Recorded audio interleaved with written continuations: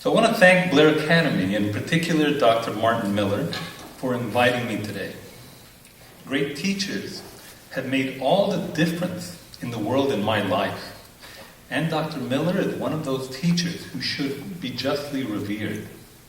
I first came to Blair Academy during the summer of 1978 as part of a 6-week program that trained high school journalists, the Blair Summer School for Journalism. I was an ambitious but somewhat intimidated 17-year-old boy from the U.S.-Mexico border who had grown up with an outhouse in the backyard and kerosene lamps and stoves instead of electricity. That summer at Blair, as I was guided by our mutual friend Ron Clements, who ran BSSJ, I took my love of writing to another level. I learned to live on my own and compete with students I believe were much better than me. I survived, and that summer I even got kissed by a hot blonde from New Jersey. Remember, I was 17. Now as a father of 2 boys, 16 and 18, yes, I know exactly what is on their minds. Anyway, I never forgot that gray stone arch at Blair Academy, the beauty of the school, the intensity of that summer program, and how all of it seemed to be on another planet from Isleta, the hamlet outside of El Paso, Texas, where I lived in an adobe house with my family. The following year, I would be accepted to Harvard, an even greater cultural and academic leap from the border. But without Blair, without that summer of 78, without that newfound belief in myself, I would have most likely crumpled under the pressure at Harvard Yard. So first and foremost, I want to thank Blair Academy for once having that wonderful summer program for high school journalists. And to let you know, it was essential for me as a person, as a fledgling writer, and as a teacher I would become. First I want to talk to you about what the effect was of bringing a kid from the border to a place like Blair or Harvard. And then also talk to you about how I want to bring attention to the U.S.-Mexico border in another way, and how that's relevant to you at Blair. The point is always to demystify this faraway place and its people, to find a relation to the border, even if that place or someone from that place seems foreign and other, so to speak. That is the type of practical education that I have always pursued in my life. Not to assume what is right, but to test it out. Not to accept the norm, but to determine what the norm is and why it's the norm through engagement. That's also why I became a follower of Aristotle, philosophically. Because I lived on the border, between English and Spanish, between the United States and Mexico, neither completely here nor there. I was forced to find my own way, rather than simply to accept a prescribed way. I am the ultimate skeptic in this society of skeptics. I am a skeptic of ideologues, nationalists from both countries, and those purists too eager to find a home in assumptions and prejudices about people who look different from them, who might have funny accents. If you think about it, being a skeptic is really not about it's really about not being so easily at home in a way. It's about living on philosophical and moral borders, so to speak. You need a strong character to survive this constant skepticism. And you need to find your home in practical reason. But try staying warm and dry under a rainstorm in this so-called home, and you will see how lonely and cold the life of a true skeptic can often be. But all of you should take heart. You will have great company around our skeptical bonfire on the levee. When you bring a kid from the U.S.-Mexico border to a place like Blair Harvard, or Yale? How do you do it? What can we learn from this experience? These questions become important as Latinos are becoming a bigger demographic part of the United States and are enrolling in higher education in record numbers. The answers to these questions are also relevant to educating any student to be the first in his or her family to achieve a college education or to attend a wonderful prep school in preparation for college. In my mind, it is heartening that Blair Academy, your school, gives 38% of current students some financial aid. My son's prep school in New York, you might know it, Collegiate, has a similar percentage of students on financial aid. John Bogle, the founder of the Vanguard Group, and one of my investment heroes, was a scholarship boy at Blair and has become one of its most important benefactors. So crossing this social mobility border, so to speak, can bring benefits not only to those poor students, but also to the institution that grants him or her that opportunity. What I believe Harvard saw in me when they accepted me as a senior from Isleta High School, that year after my summer at Blair, was a poor but intelligent kid who was willing to work beyond exhaustion, who was willing to sacrifice dearly for his goal, and who had the capacity to adapt to a new environment. These immigrant values came from my Mexican parents, and these are the same values I teach to Aaron and Isaac on the Upper West Side of Manhattan, where I live now. My older son Aaron, by the way, is a freshman at Yale. So when a place like Blair or Harvard is trying to identify that poor kid who might succeed in these rarefied environments, you have to start by understanding that student's family, its discipline, its character, the values they practice. These family values, an old-fashioned term, but still important today, help my family in Isleta stay away from the drugs in our neighborhood, the gangs on the streets, the easy excuses of not doing your work, of not being responsible, of not taking responsibility. Of course, not all the families in Isleta, which is less than a mile from Mexico, shared or practiced these values. We were all poor. We had all started the same way on a dusty lot with nothing but a few rooms of adobe. Many of my grade school friends ended up dead from gang fights or other bad choices. But certain families created a separate culture within their homes, a culture enforced by a strong mother or father, or both. And those families crossed the border from Isleta to higher planes of success. To identify these poor families who had the groundwork, values necessary for success, well, that requires painstaking work, that requires understanding the nuances of a neighborhood. That requires not prejudging places like Isleta as lost causes simply by the shacks in the neighborhood, the Spanish spoken on the streets, or the dark brown faces of its children. Ironically, in New York's Upper West Side, I have learned our family has had to keep another culture at arm's length, another culture not worth emulating. That culture of what I call too much materialism. That culture of doting parents who, instead of being tough on their children, excuse every failure and extol even mediocre accomplishments. That culture of well-to-do parents who do not read to their young toddlers, who think giving money is good parenting. It's not. Even though I live at a much higher economic level than my parents ever did in Isleta, I know that their values adapted to my children in New York City have helped my kids succeed academically and become responsible citizens. My sons call me the toughest dad on the Upper West Side.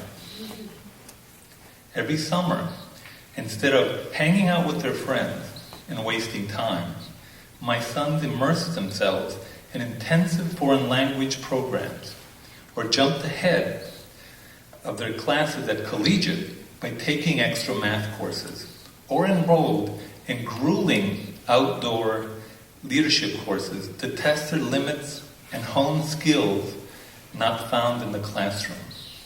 Saturdays and Sundays, we work academically, on extra reading, on a project of their choosing. When family friends found out my son Aaron scored a 2400 on his SAT. Yeah, that's right.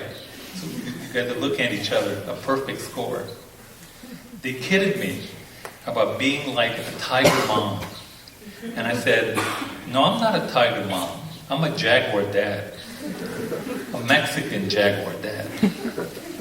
So you see, Isleta has as much to teach the Upper West Side and places like Blair or Harvard or Yale as those places had to teach Isleta. Too often we think from high atop our revered institution that we are giving an opportunity to these poor kids, that we are just the ones doing the generous giving, so to speak. We forget that these kids, these poor kids from the border and beyond, those with the right values, are reintroducing our revered institution to what made them revered in the first place. Hard work, sacrifice, real achievement, and risk mixed with adaptation. So when everything works out, a great school will be doing that scholarship boy or girl a favor by accepting them and giving them an opportunity. But in turn, he or she will be doing that school a favor by the character and fresh perspective they bring to that school. I want to switch now and talk to you about how the U.S.-Mexico border is relevant to Blair Academy today, and particularly to you its students. Afterwards, I want to read briefly from this new book, Our Lost Border, which I co-edited. And then I want to answer any of your questions about being a child of the border itself, being a writer and an editor in New York, or teaching at Yale. Are any of you waiting for that last episode of Breaking Bad on Sunday, right? For what happens to that character, Walter White? I am. I'm a fan of the television series, in part because it is so well done in storytelling, but also because it focuses on Albuquerque and El Paso, and on a dramatized version of the drug wars that have been happening in my old stomping grounds for decades. While some of you may never visit the border, or these cities near the border, Breaking Bad and shows like it may be the only real exposure you have to the border. It's a safe exposure through a television screen.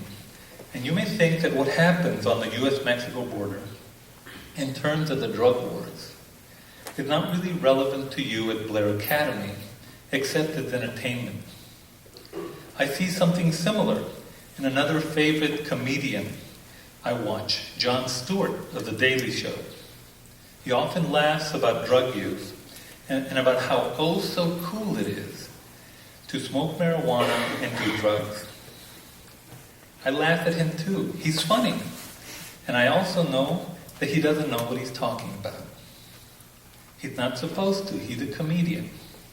But I wonder how many people watching him take his bong jokes at face value and not think for a moment about what he is saying and what it might mean. I'll say it to you as bluntly as I've told my teenage sons. If you smoke pot, if you do drugs, you're killing Mexicans. You are destroying poor families along the border. You are part of the problem. In fact, this is what I told my sons exactly. Whenever you light up a joint, you are decapitating a Mexican. That equation is dramatic for effect, but roughly true. Marijuana is the number one cash crop of narco-traffickers along the border. Since Aaron and Isaac have been to Isleta, since they love their abuelitos, and know my neighborhood from years of Christmas gatherings and family vacations, since the Mexicans in question are not abstractions, but decent people with real lives, who send them gifts for their birthday, who hug and kiss them every time we go back to Isleta. The force of what I told my sons hit hard. Hit them where they live. I want this equation to hit you as hard as it hit Aaron and Isaac, because this is so important for you now and for your future. A few weeks before Aaron went to Yale for freshman orientation in August, we received a pamphlet from Yale about how to talk to your son or daughter about alcohol and drug abuse, a severe problem at almost every university in this country, at many public high schools, at many prep schools. Yale now requires all incoming freshmen to take a mandatory online course on alcohol and drug abuse before enrolling freshman year. Did you know that? A week after we received Yale's pamphlet, a week after I had my talk with Aaron and Isaac, what happened? A drug addict broke into my parents' home in Isleta, and with a crowbar ripped open the back door when my 78-year-old parents were out shopping. Neighbors called the cops, and the idiot stumbled out of my parents' house, got into his truck, and crashed into an electric pole down the block. The police arrested him, and my parents arrived to see their neighbors in their yard. They were lucky. This is the first time someone had broken into their home in 40 years. But the point is, we are all connected. What we do at Blair, what we do at Yale, what we do at Harvard, what we do in New York City, if we are doing drugs, if we are smoking what we think is a harmless joint, then that action has ramifications on the border. That action affects poor families in places like Isleta. That action takes the pleasures of the well-to-do and the conveniently ignorant and dumps the consequences on the poor, the dark-skinned, the third world in Texas and New Mexico, and many places in between. I proposed the idea for this book, Our Lost Border, because I wanted Americans to see their role in the drug wars that took such a much more violent turn after 2008. I wanted them to see the families destroyed, the communities abandoned. The narco-traffickers are fighting for the billions and billions of dollars we provide to them when we buy their drugs. That's the money they use to corrupt American FBI agents in El Paso. That's the money they use to buy government and law enforcement officials in northern Mexico. That's the money they use to buy their guns, to kill other drug dealers, and to kill innocents. And so turn Juarez, the city in Mexico opposite of El Paso, into a more dangerous place than Lebanon, Damascus, even Cairo. We are all connected. The point of the book, Our Lost Border, is to demystify this place, to bring the border and its drug wars to English readers in America, and to take this place from being a faraway place for our entertainment and make it instead part of our conversation and discussion, to make it real. Because if I'm about anything, I'm about making it real. I'm going to read a few minutes from Our Lost Border, and I'll be happy to answer any of your questions. So, this book is divided into it's an international anthology between Mexican writers who write in Spanish and English. Originally, they're written in Spanish, and then we translated them to English. And American writers like myself who are writing in English. So it's both in Spanish and English. And I'm reading from my essay called A World Between Two Worlds, and tell you a little bit about Juarez and El Paso. And I'm writing about my cousins and what happened to them. So this is about one of my cousins. Just like his mother, my cousin Chavita, the young entrepreneur, was making it happen. He was living in between two worlds, two cultures. He arrived at his job as an architect in El Paso at 6:30 a.m., worked until 4 p.m., then drove across an international bridge to Juarez to manage Café Miro with his wife until 10 p.m. One of the things that you may not know is that Juarez and El Paso are really one city divided by the Rio Grande, which is not bigger than a canal. It probably takes longer to walk from here to where we were in the cafeteria than to go across the border. It's that close. Then he would do it again the next day. Chavita said, the lines at the bridges started getting longer after 9/11, so I had to purchase 2 trucks. I'd drive to a parking lot near the Juarez side of the bridge, park my truck, and hop on my bike. I'd bike across the bridge, flash my passport, and bike into El Paso to another parking lot on the American side. Throw my bike into the back of that truck and drive to work. My life was divided in two between El Paso and Juarez. So many people were doing exactly the same thing, day in and day out. You got to know them. I also knew most of the federal guys at the bridge by first name. And they knew me too. It was crazy, but it worked. Chavita imagined bigger and better things, and he had a knack with people and for convincing them to support his dreams. He had gained experience organizing events at his first bar. Café Miro was an even bigger success, although he was overworked and literally on the move all the time. He remembered the Guadalajara mega events that had originally prompted him to organize his first dance party years ago, and he expanded again, first at Carta Blanca Park and then at the Hipodromo Park in Juarez. He and a partner organized a music festival that attracted dozens of bands.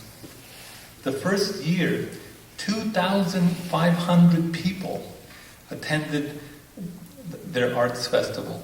Chavita and his partner published a music magazine and a website to promote their festival, to feature their bands and to allow fans to submit favorite photos and clips. Chavita was an avid user of Facebook and understood the power of social media. The second year, 4,500 young people showed up, and not only were their festivals filled with great live music, but also art exhibits, high-end coffee, and great beer. Chavita. You wouldn't imagine how much time we spent selecting the right coffee. We wanted things to be high class, high end. Everything had to be just right. We wanted young people to have fun, to come together for music, for dancing, for the arts. People began waiting for a festival to happen. The third year, 7,500 people danced the night away at another of Chavita's events. No obstacle was too big to stop him for too long. Bad luck would not get in his way. One day he jumped in his Ford Explorer to buy medicines at a pharmacy. Suddenly a car with tinted windows blocked his way at an intersection, and several men in masks jumped out and pointed 9mm guns at his head. One simply said, "Nomás dame la llave y vete." That is, just give me the key and go now. Chavita walked away from his truck and survived. He loved Juarez. Although the incident spooked him, he never thought of leaving the city. In 2009, the 4th anniversary of their festival, the drug war violence broadened and deepened, but still 5,000 people demanded rock music for a few nights in Juarez. A few phone calls portended the beginning of the end. Strangers asked to talk to the owners of the music festival, and when they got Chavita on the phone, they demanded a percentage of the profits for security services. These strangers were clueless as to how much money the festival made each year. They did not know or care who Chavita was, and they laughed when he protested about his years of work and sacrifice to get to this point. For a few days, Chavita ignored these calls. One day, as he sat drinking coffee at Café Miro, and an older man wearing a cheap dark suit approached the manager, talked to him in low and insistent growls, and brazenly began to inspect the place. Chavita had never seen this man in his life. The older man handed the manager a letter and told him to deliver it to the owner. To his great credit, the manager did not point to Chavita and say, "He's right there, the guy with the laptop." The letter went into details about the offer of security services and what would happen to the owners if they did not comply. It was nasty stuff. Chavita called the number in the phone number in the letter, and this was more or less what it said. "We know where you live. We know where you bank. We know what cars you drive. We know about the bar, and we know about the festivals. This is what your payment will be every week. If you don't have a liquor license, or if you need a permit for anything, or if you have problems with inspectors, we'll get you the licenses and the permits. We'll solve the problems with inspectors. We are the government now. We'll provide you with drugs to sell at your events. This is how much you will sell." As Chavita said, it was very businesslike in a certain way, and in another way it was very graphic about what would happen to him and his family, and his partner and his partner's family, if they did not comply. 2 days after that call, Chavita closed down Café Miro, dismissed all his employees, and ripped the place apart for anything valuable he could take with him or store in a warehouse. In those same 2 days, he packed everything he could from his home and abandoned Juarez for El Paso. Chavita: "It's not about you anymore. It's about your family. I have 2 kids, 4 and 8 years old. I had to leave. In a way, I walked away just in time before anything horrible happened to me. I don't hate Juarez. On the contrary. But if anything had happened to me, if anything had happened to my family, I would probably think differently. I just believe Juarez has so much potential and I would like to go back." So then this last part I'm going to read, I'm discussing these issues with a writer friend of mine, and I'm talking about my grandfather. My grandfather, his name was Sergio Troncoso, and he had the big avenue named after him in Juarez. He was editor and publisher of El Día, one of the first daily newspapers in Juarez in the 1920s. And there's this statue called El Papelero, the paperboy, the bronze paperboy throwing a newspaper. And it's a freedom of the press statue in Juarez. And there are 3 names on that statue, and my grandfather is one of them. And by the way, he told me when I was a kid, I wanted to be a writer. My grandfather said, "Don't become a journalist or a writer, because if you tell the truth, they will hate you forever." That was his advice. So I'm telling my friend about El Papelero, and this is what he tells me. This is the last part I'm going to read. After I told him the story about my grandfather, my writer friend stared at me solemnly and said, "You know what they did to that statue not long ago?" In hushed tones, he described the scene, but left many details out, which unnerved me. I swallowed hard as his few words permeated my mind, and I imagined the images my friend had left unsaid to me. A hazy morning, the light revealing something next to or draped over El Papelero. Only up close would the images become clear. A human being had been disemboweled, beheaded, a horrifying mix of meat and metal. A warning to all the journalists: don't fuck with the narcos.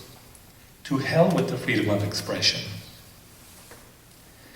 What power does an inert statue have against such brutality? What power do reminiscences of what Juarez used to be have against submachine guns?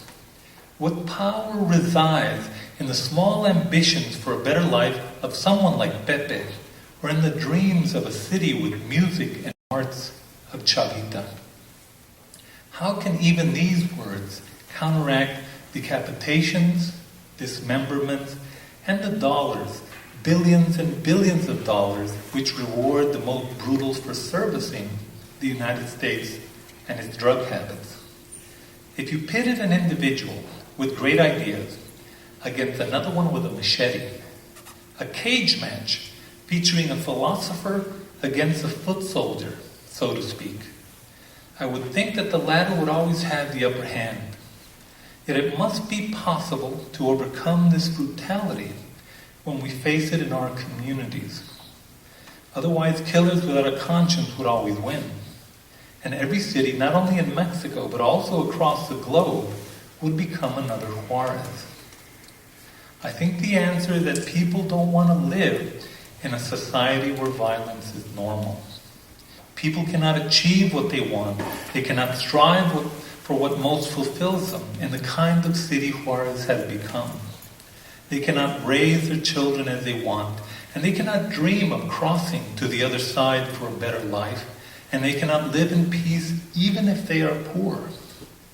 On this side, we cannot anymore imagine Juarez as an adventure or a possibility, as a place to shop for groceries, or as a destination where children could open their minds to discover another way of life and culture.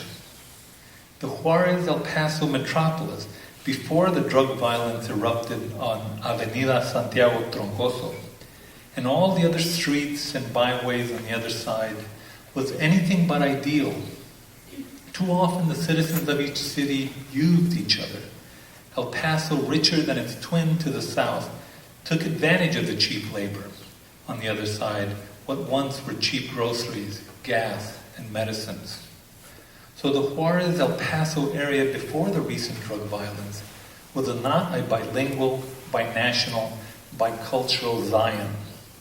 But it was one world, one entity, one place, one city where you could live in between worlds, had the hope of creating something new, a third way to be, not along the border, but on the border. This is what the violence has destroyed, that unity, however tenuous it ever was. It has destroyed the idea of that unity and the reality of living so uniquely astride an international border. This real idea was always a work in progress, and for the moment, it is lost. Yet that real idea of unity had great value. It had great value to those like Pepe and Chavita, who literally lived in between El Paso and Juarez, making the most of their abilities and creativity. They learned to jump from one language to another, from one side of the international bridge to the other, from one set of rules and conventions to another. Their ways of doing border business fostered adaptable, innovative individuals. The border opened up who they could be, and they were flourishing. In this manner, I identify the most with my cousins Chavita and Pepe, because this border mentality became ingrained in the deepest part of myself. That is, not to believe in the national myths or blustery pronouncements, but to judge the person in front of you.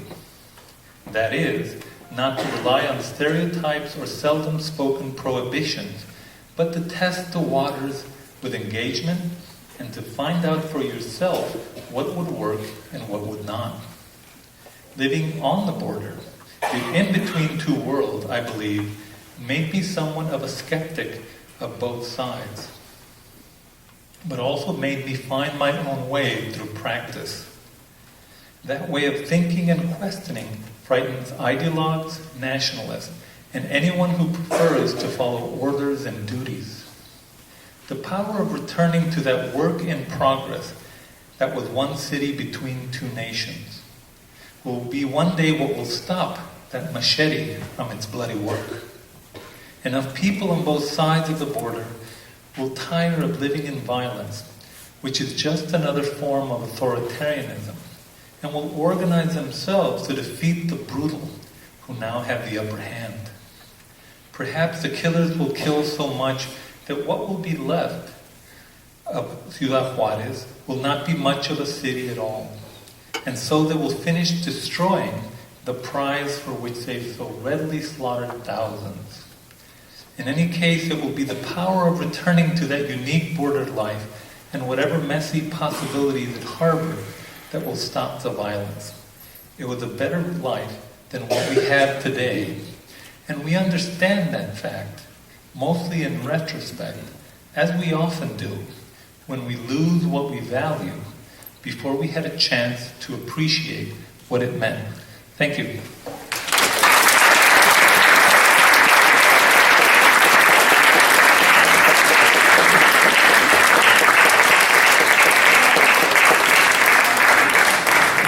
Okay, so I'm ready for your tough questions.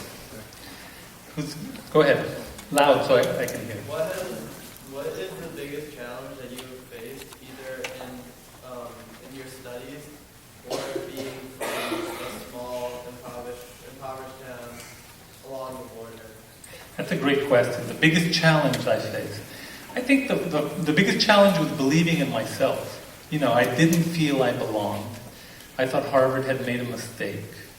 As I was telling somebody earlier, I showed up at Harvard with bell-bottom jeans and Led Zeppelin t-shirts and didn't know Harvard and Boston got cold. I didn't have a coat. I was like, who is this guy with the funny accent? So just believing in myself and working hard and overcoming fear. I think that was another challenge. One of the reasons I studied so hard at Harvard was that I did not want to fail. I know my parents had sacrificed the little money they had to send me up there, and so I wanted to not go back with my tail between my legs. And so fighting that fear, overcoming myself, and a lot of it is sticking it through. It gets better the more you work at something. By the third year, I had met my girlfriend, who later became my wife, and things, of course, started getting really nice and great. And so every year it gets better, but you have to keep at it. You have to focus on what matters. But believing in myself and thinking that I belonged, I think was the biggest challenge for me. Did that answer your question? Yeah, right here. How do you feel about the legalization of marijuana for recreational use and taking the power of that huge business out of the hands of the cartel? Well, I think that's certainly something that legalization of marijuana. I personally think it might solve things, but the problem, I believe, is that it has to happen everywhere. It can't just happen in New Mexico and not happen in Texas. It can't just happen in Colorado and not happen in California. And so, although I think maybe it could be a solution, it's probably idealistic and will never happen across the country. I think it's, I don't know. I'm not an expert, but if it takes money out of the cartels, maybe that would help. But if one state does not legalize it, then that's where they will be selling the drugs. So that's why it's. I think it's a possible solution, but it's maybe not realistic. That would be my answer. That's just my point. But in all honesty, I don't know. I don't know what would do it. So I'm going to get to you, but I'm going to go to somebody in the back. I will. You're next. I just want to be fair and square. Somebody in the back who has a burning question they want to ask. Because I'll answer anything. I can answer anything about anything on your mind. And if not, I'm going to go to our young man right here. Come on.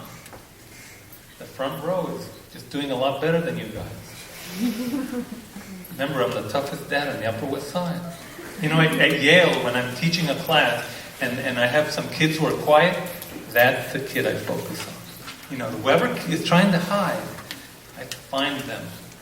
And they know they can't come to class ready in my class because I like focusing on that quiet person who has not said anything. She's looking at me? You're not looking at me. Okay, go. Was there ever one thing that one defining moment that transformed you from the Mexican culture to actually feeling like you belong in the culture and the upper end? I would say expository writing.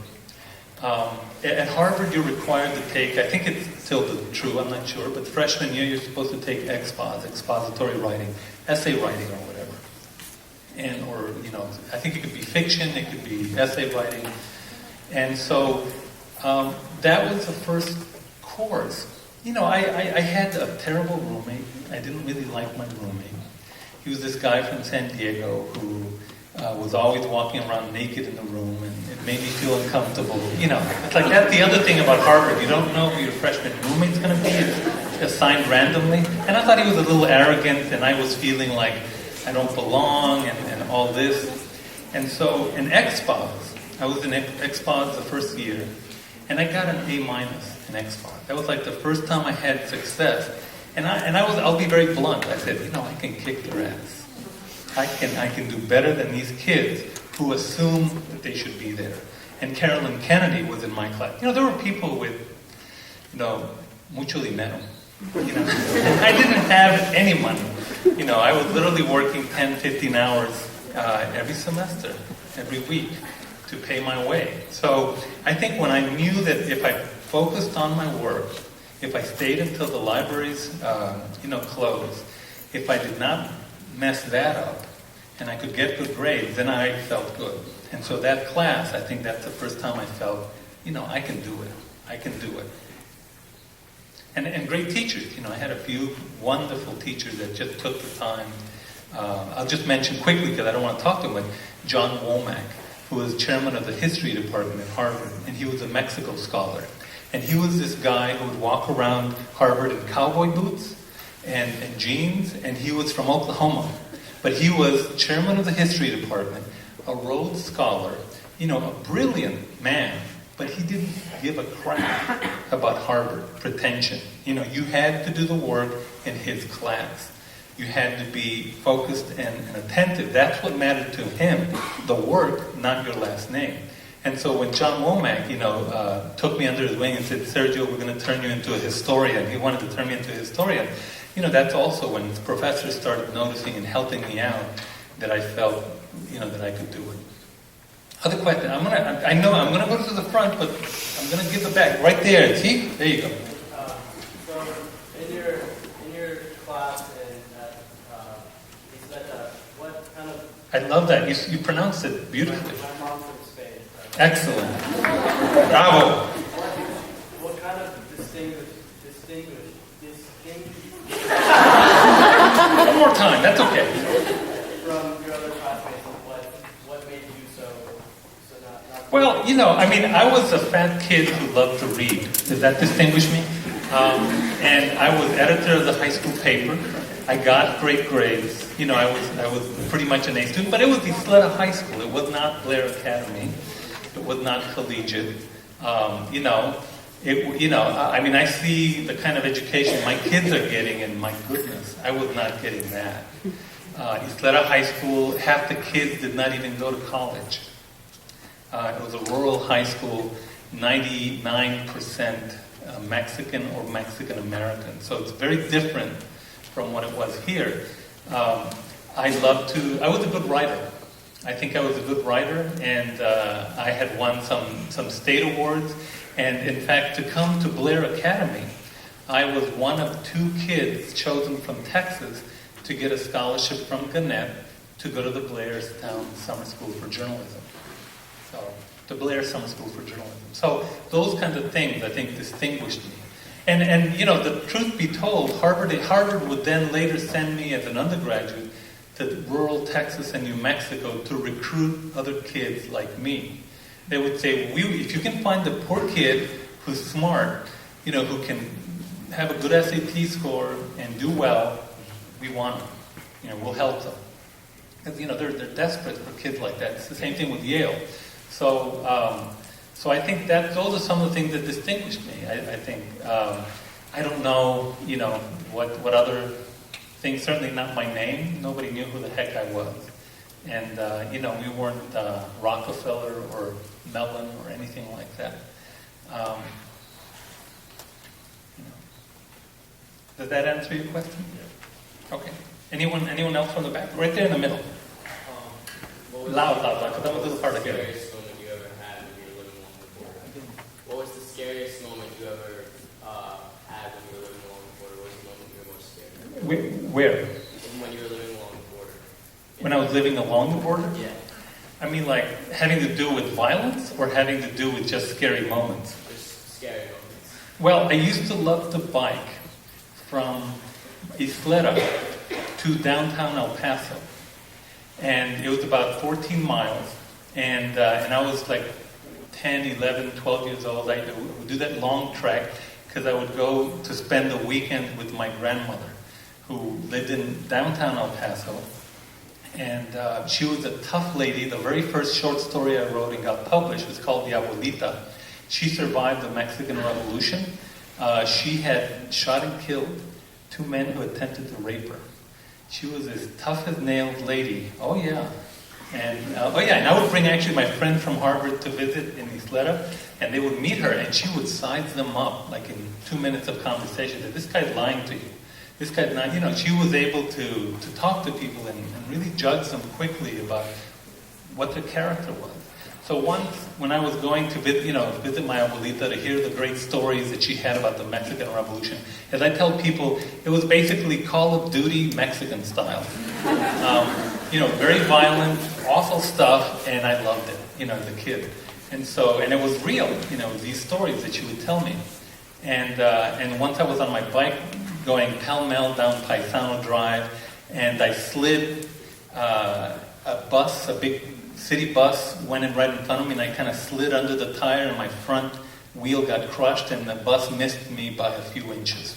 So that's probably the scariest moment I had. Does that answer your question? Yeah, I'm just surprised that it wasn't having to do anything with narco-violence. It was interesting. Yeah, again, I'm a little hard of hearing. It's not you, it's me. I was surprised that it had nothing to do with any sort of narco-violence. No, I certainly had friends. The guy who lived 3 doors from us on San Lorenzo Avenue, he was someone I knew. His name was El Muerto. Never knew his first name. The Dead. Literally, that was his name. He was head of the gangs in our neighborhood called Barraca. And Barraca means shack. I literally lived in Shack Town. And the other side of a canal was called Calavera, which means skeleton town, because there was a church and a cemetery on that side of the canal. And so, I would see gang fights. I would see, you would wake up on Sunday morning, and sometimes there might be somebody like Joe Fierro, another gang member, moaning in the canal after a gang fight, beat up. You would see stuff in the aftermath of that, but nothing happened to me. And in all honesty, I think in some ways I befriended some of these very tough characters. I would help them with their homework, and they would not bother me. And they would say, don't bother Sergio. Because I wasn't a threat. I wasn't a physical threat. I was a fat kid who loved to read, And if I helped them with their homework and they passed, I got my posse. You know what I mean? And so they're not going to mess with me because I'm muerto. Helping a muerto with Latin. And that was true. You do what you can to survive in a place like that. So other questions? Right here. As a corollary to the second question about legalization of marijuana, what do you think is the most appropriate course of action that you prescribe to be most effective for combating narco-violence in the borders? Because you mentioned educating people like us about our ramifications of drug use, right. But do you think that's enough, or do you think the government has responsibility or other? Oh, absolutely. No, I think absolutely. It's just I do it through my writing because I'm a writer. But absolutely, no. I think police forces. The irony is that El Paso is one of the safest cities in the United States. It's usually ranked number 1 or number 2 under San Jose, California, as the safest city in the United States. 20 to 30 murders in a city of about 800,000. Juarez, literally right, over the canal, in 2010 had 8,000 murders in a city of about 1.5 million. New York City, that has 7 million at its peak, had 2,000 murders. And New York City is New York City. So I think government has a role, the police force has a role. But, think about what, I think of it, don't think of it so abstractly. Think of what it is that I can do. One of the things that I talk to you about in this thing is, what can you do? One of the things you can do is just don't do those drugs. Because it's more than an abstraction. You're causing problems for people down there that are horrible, that are awful, that you don't live to see day to day. And so think about what you can do in your life. Because you can't necessarily save the world, but you can have an effect with your neighbor. You can do what you can to help your siblings understand how important it is and how we are all connected. So I think government has a role. In the Mexican government, they're also a poor Mexican policeman only earning $20,000 a year is easily bought off by the narco-traffickers who have billions of dollars at their disposal. So do what you can, in your role. Sergio, we're going to have to end it now formally, but you can come up and ask some more questions. We also have some of his books here. If you'd like to purchase one, they're $15, and you just sign your name and print your name, and you're all set. But before we go, and before we thank Mr. Troncoso, I'd like to ask a question. Sure. What was your first job? Please. My first job as a 12-year-old was carrying live chickens from trucks. And I wrote a story called Punching Chickens because my parents grew up in a ranch in Mexico. And so I made the mistake of letting my mother decide my summer job. And so she said, "Oh, you want a summer job? You want to go to the mall in El Paso? So here, I'll get you a job." So you would get these chickens from 18-wheelers, grab them, and you had to keep them away from you because they're pecking the heck out of you. And they're also defecating everywhere. So your shoulders are burning. You're keeping these chickens, who are disgusting, savage little creatures, away from you. And they're like pecking, and you can't keep them next to you. And then your shoulders start burning, and you carry them into these places where they have thousands of cages, and you punch them in. And the chickens are fine, by the way. They just pop back up and start running around. It's a really funny story. And that's why I wrote it. And you know how much we got for that 10-hour day? I was the youngest guy doing that work. Most people were 40 and 50 years old. I got $10 for the day to do that. And my brother and I did that job for one summer. And it took my brother, I think, 30 years before he ate chicken again. So anyway, that was my first job. Thank you very much. Thank you.